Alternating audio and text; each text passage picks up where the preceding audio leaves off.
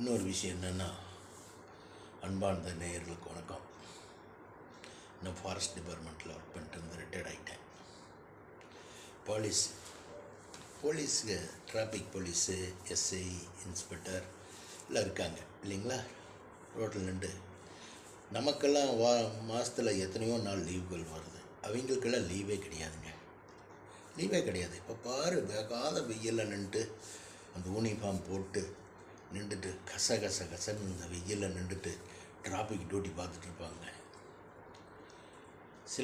சில நம்மளுடைய பப்ளிக்குங்க அவங்கள மதிக்கிறதில்ல. என்னங்க மதிக்கிறதில்ல? மதிக்கணுங்க. அவங்களெல்லாம் நம்மளுடைய பாதுகாப்பு அதிகாரிங்க. என்னங்க இவங்களெல்லாம் மதிக்கணும். அவங்க கண்டு மதிக்கணும், மரியாதை கொடுக்கணும். இந்த மாதிரி நடக்கணுங்க. அவங்கெல்லாம் நாட்டுக்காக பாடுபடுறாங்க. அவங்க என்ன வேகாத வெயிலில் நின்றுட்டு எவ்வளோ கஷ்டப்படுறாங்க. அவங்க என்னங்க அது என்ன டியூட்டி பார்க்குறாங்க? ஆஃபீஸு ஏசிலியாக உட்காந்துட்டு வர்றாங்க. இப்போ ஆஃபீஸ் போகிறாங்க, ஏசியில் உட்காந்துட்டு 5 மணி ஆச்சுன்னா டாட்டா கட்டிட்டு வந்துடுறாங்க. அவங்களுக்கு அப்படி இல்லைங்களே.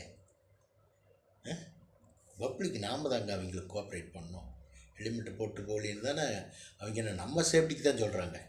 ஹெல்மெட் போட்டு போங்க அப்படின்னுட்டு நம்ம அலட்சியப்படுத்திட்டு போகிறது, பண்ணுறது, குடிக்கிறது, ஓடுறது, ஓவர் ஸ்பீடில் போகிறது, இதெல்லாம் ஆக்சிடெண்ட் ஆகிறதுக்கு வாய்ப்பெல்லாம் இருக்குது இல்லைங்க.